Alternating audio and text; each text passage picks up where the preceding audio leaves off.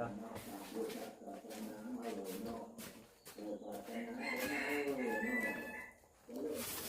นต้องได้ใช้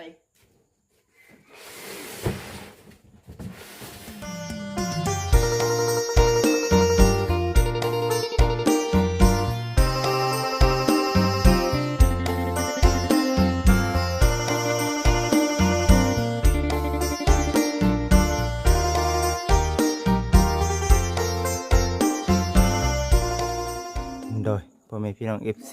ทุกท่านขออยู่ในช่วงบรรยากาศตอนตีห้าเด้อพี่น้องเด้อตื่นแต่ตีสามครึ่งเนาะตีสี่ครึ่งพี่น้องเอ้ย4 โมงเช้าเนาะเผื่อน้ำในแล้วตีห้าเนาะกลับไปสบายดี FC เบิดสุขุสู่คนวันนี้ก็คือเราเช่นเคยพี่น้องเอ้ยวัน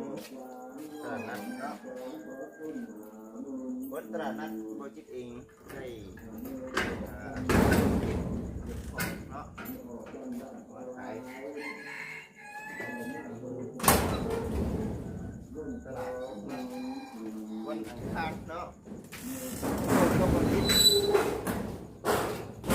วันอังคาร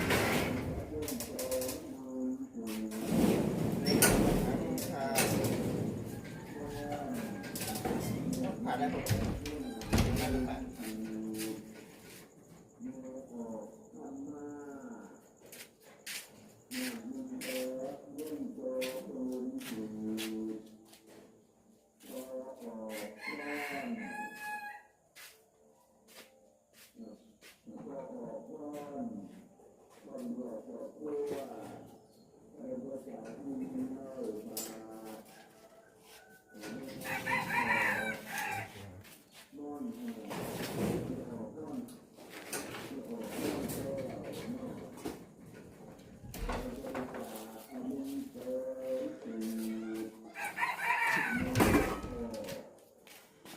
แจ้งแล้ว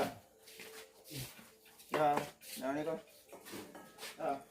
เฮ้ยสบายดีก่อนสบายดีข้าวเนาะ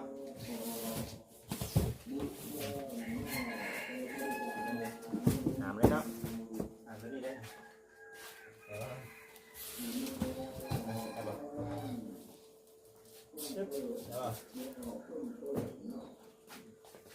มาเดี๋ยวก่อนมาบ่ธรรมดาเนาะ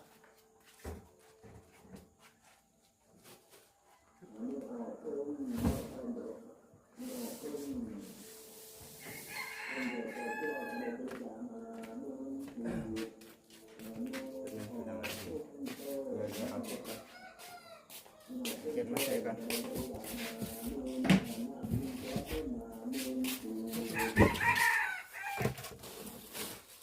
เป็นประเภทพวกคักอย่างนั้นเนาะคักพวกนี้ด้วยมั้ย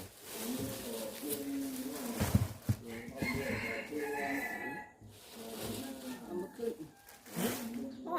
ห่อนบ่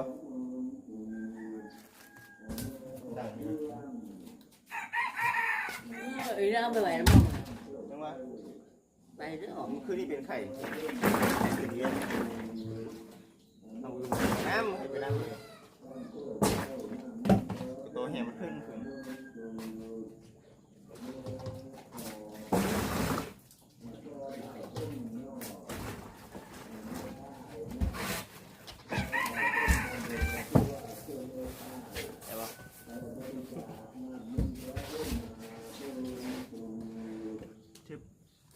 ักnày nó sửaผักยังผักบัวnày màไม่เก่งผักบัวหอมบ่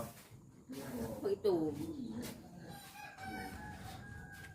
บัวผักหอม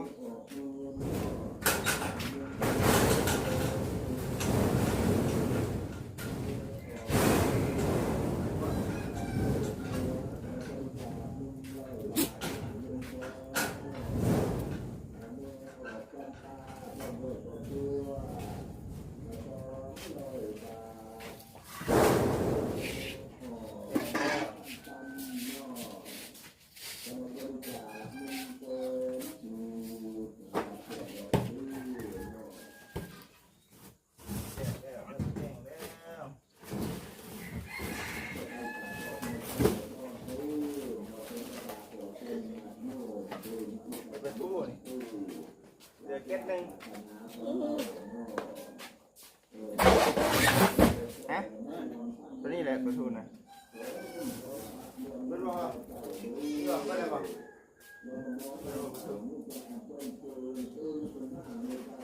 เลยเนาะ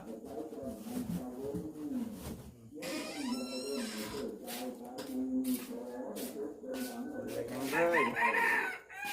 ประตูนี่คือขาดตลาดทุกกันเนาะทั้งเขาบอกว่าเวลาเก็บกระมวลเก็บเป็นที่ใช่ไหมนี่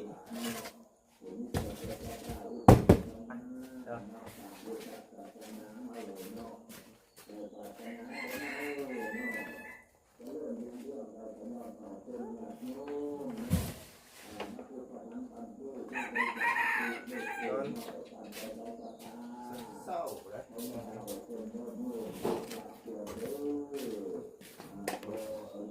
ดูได้แล้วเอาได้แล้ว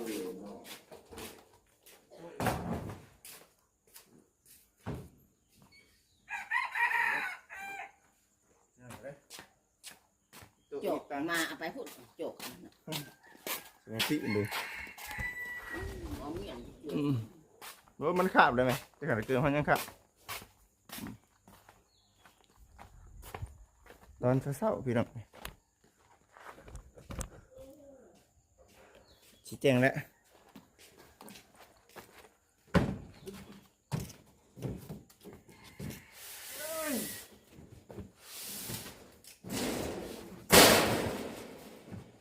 ไปเรื่องมอโต้ เอาสองแล้วสองอันเลย ผมไม่ได้ ผมอะไรกันมันต้องได้ใช้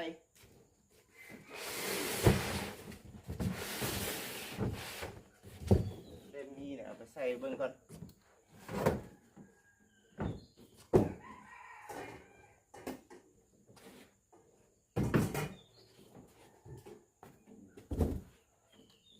เบิ่งพี่น้อง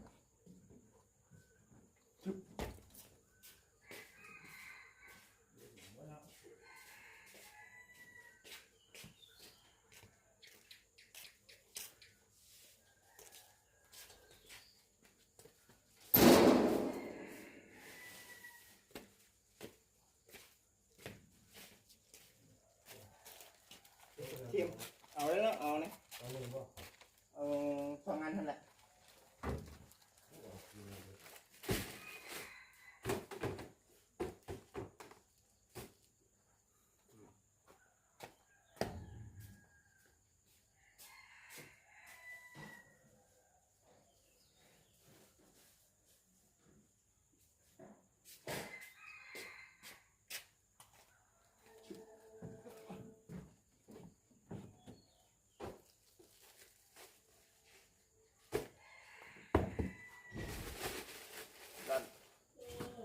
ดื่มน้ำ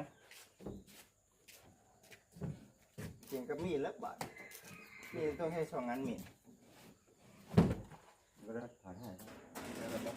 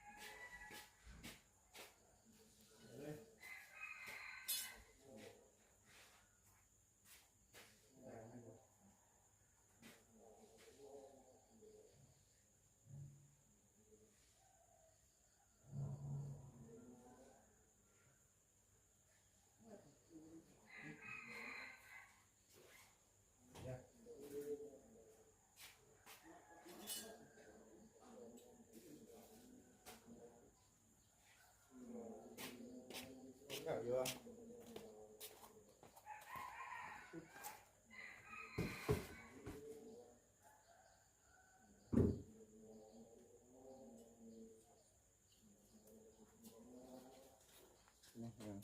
มันทอดลูกค้าช่วงจะได้บ่ค่อยมีเด้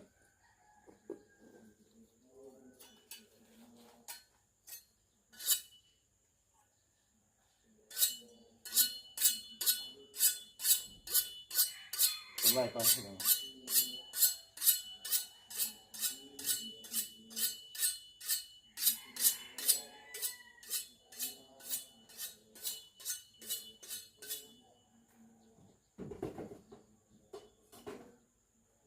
สิบุมีอย่างไรแล้วมั้งคนนี้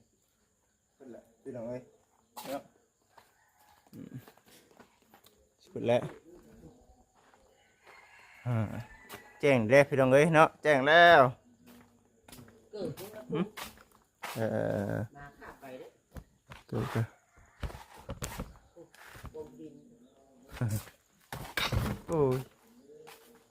เจ้ามันเจ้าข้าไปพุ่งยักษ์น้ำมัน เกือบนะมันก็ทุกน้ำเอาน้ำกันน้ำกินกัน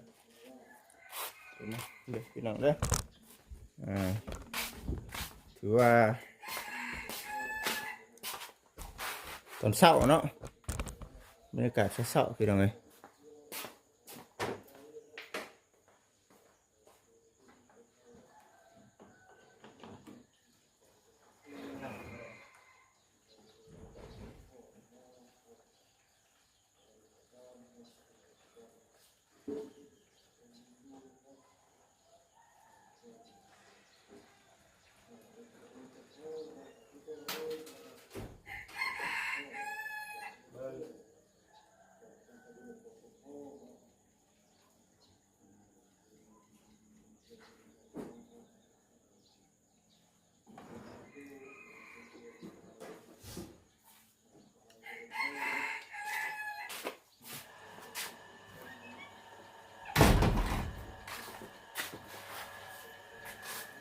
มาพี่น้องแจ้งแล้วแจ้งแล้วแจ้งไว้เนาะ น่ะ4 โมงก็ว่าพวกพวกว่ามึงเหมือนมึงกระดก ไหนสิเป็นก่อนที่เนาะเช้าอยู่หั่น ยกพอตื่นมาอันแต่เล็ก มันได้ยินอะไร เลยยินมา มันได้ยินในผมเปิดเลยของเราเวลาเสียงมันบ่ค่อยดังกว่าได้ไง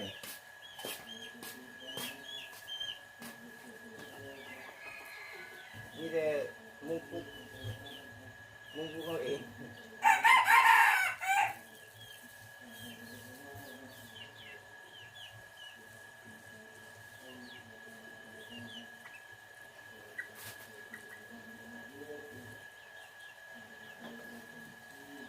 นั่ง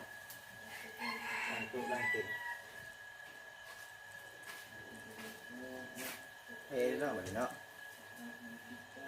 เฮ้ยสิบกันมีกันไหมเนาะจะหลับเท่มากหรอ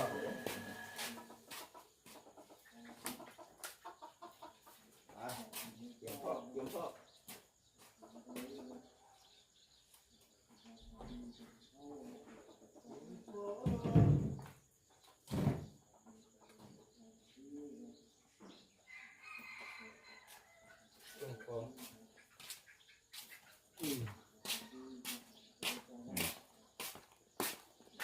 นั่นแหละพี่น้องเอ้ย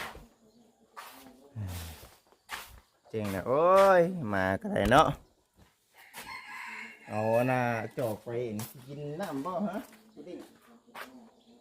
กินน้ำบ่คือเอาจอกไปไง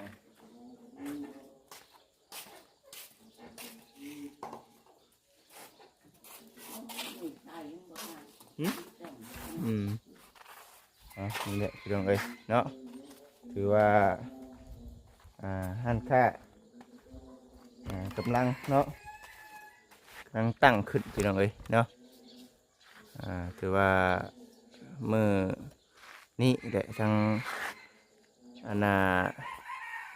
สร้างเพิ่นพี่น้องที่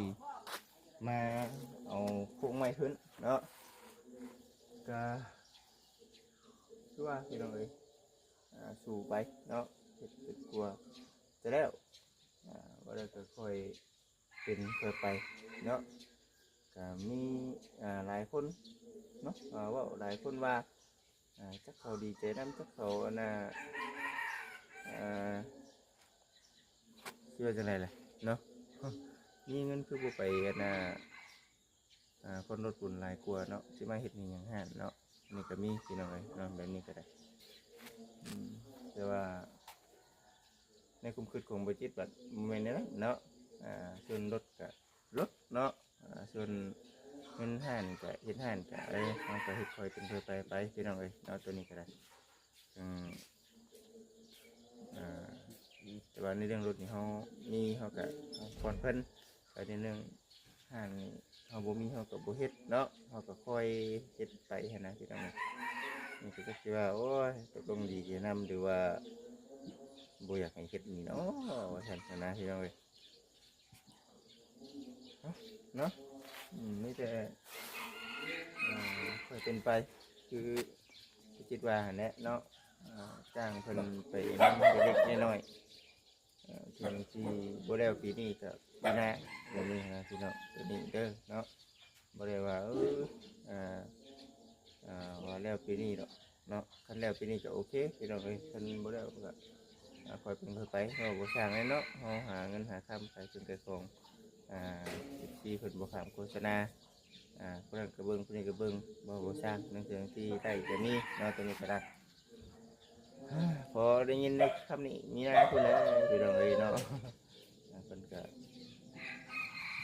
เอ้าเนาะบ่สมคือตัวบ่สบายใจคือกันเนาะทางมีนาก็อย่ามันเนาะ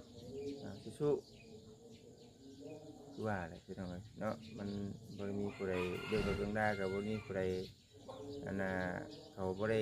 ช่วยเฮาเนาะไปเว้าไปก็เว้าไปเนาะเฮาหาเงินได้เฮาไปผ่อนก็ผ่อนไปพี่น้องเอ้ยเนาะเรื่องหันเฮาหาได้ก็ค่อยเฮ็ดไปเนาะตัวนี้แหละบางทีบ่คิดว่าเนาะกันเดือนนี้บ่พอค่าผ่อนรถเฮาก็บ่เฮ็ดหันเนาะค่อยเดินไปแบบนี้นะพี่น้องเอ้ยโอ้ยถ้าให้มันแล้วแล้วรถเบิดจังใจายจังเฮ็ดหันเฮ็ดนี่ป้าตัวมันสิเป็นไปได้บ่นะเนาะพี่น้องเนาะจังว่า5 ปีเพื่อจบรถเพราะว่ามันก็บ่มาพี่แหละคนนี้เนาะตื่นสวยบ่มันนี่หรือว่าจังไดคนตื่นสวยแล้วพี่น้องได้มื้อนี้บ่ได้เอาได้ไปใช้สบายดีกันสบายดีดีใช่เอาถุงมือสู้เด้อมีหน้าเด้อเนาะสู้เนาะใครสิว่าจังไดก็อย่ามันจังได๋นะมีแต่สู้แหละบอกกันสองผัวเมียเนาะของสองผัวเมียได้หาเงินหาครับพี่น้องเอ้ยเนาะคนอื่นเขาเจ้าบ่ได้หาช่วยเขาเจ้าก็เว้าไปเนาะประสาน FC ทุกท่านสำหรับวันนี้ก็คือว่าแหละไปพบพ่อกันอยู่ที่พูดแล้วอุ้ยพ่อกันอยู่ที่ยังไงโอ้แจ้งเลยได้นี่เนาะตอนเช้าเอ้าจับก่อนเป็นไงไอ้กินใบสลาบ่เฮ้ยพอกินใหญ่ๆว่าใบสลาแม่นบ่พี่น้องเอ้ยไปไม่น่ามั่วแหละบ่จริงว่ามินกันเข้ามาได้ไปสลาเป็นใหญ่ดีนะเอาหมดแล้วบ่มาเบิดเลยนะ สวยไปแล้ว สวยเผื่อล่างตาเผื่อล่างตา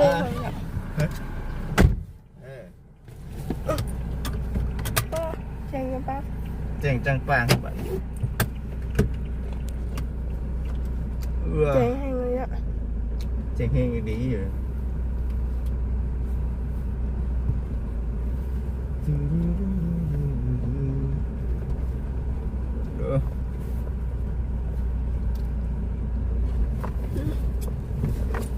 คอยแล้ว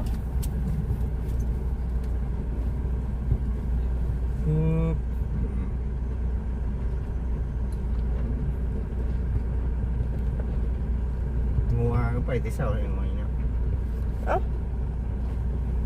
พังหูพังตาไปวะ หากินเนาะมันก็ได้หากินพักกินหยาไปรถเคยล่างเข้าข้างแล้วไม่เหยียบน้ำนี้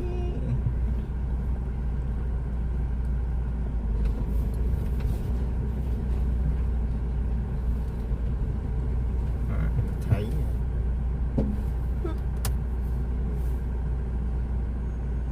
ปึ๊บไปเบิ่งน้ำกันพี่น้องจะตรงมานี่ไงบ้านนี้กูหัวไหนหลับเอาอย่างนั้น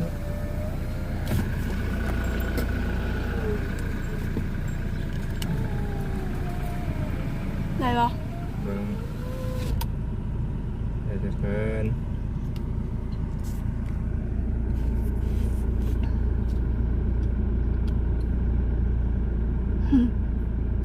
วินบุญอะ ไหนอยู่ สิบินบ่ หนึ่งลูก บ่ฮะอะไร ไหน เพิ่น ลู นะ ก ได้ปึ๊บมาได้ใส่ที่เสาเลยเนาะ มาเลยนะ ได้บ่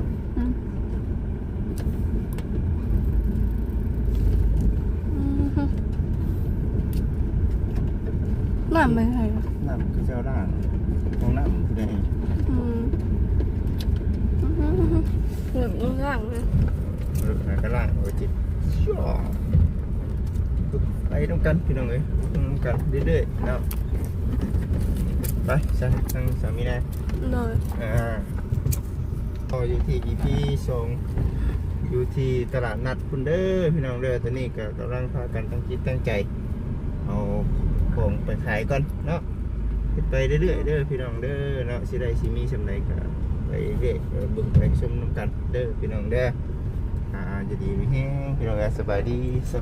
พี่น้องเอ้ย สบายดี